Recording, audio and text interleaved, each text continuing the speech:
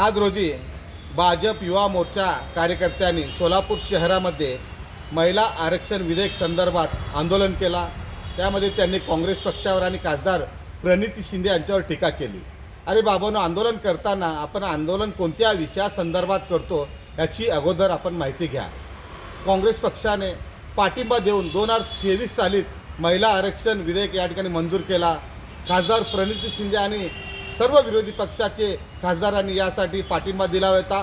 लोकसभेत आणि राज्यसभेत मंजूर झाला आणि राष्ट्रपती यांनी सुद्धा त्यासाठी मंजुरी दिली होती आणि 16 एप्रिल 2026 रोजी याची अधिसूचना मोदी सरकारने काढली होती।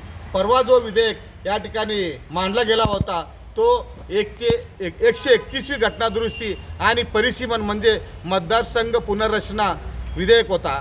त्यासाठी काँग्रेस पक्षासहित सर्व विरोधी पक्षांनी त्याला विरोध केला आणि तो विधेयक नामंजूर झाला। तो यासाठी की उत्तरेतील राज्याचे खासदार संख्या वाढवून आपल्या देशावर कायमचे सत्ता गाजवण्याचा षडयंत्र हे भाजप सरकार आणि मोदी सरकारचा होता, म्हणून सर्व विरोधी पक्षांनी तो आणून पाडला।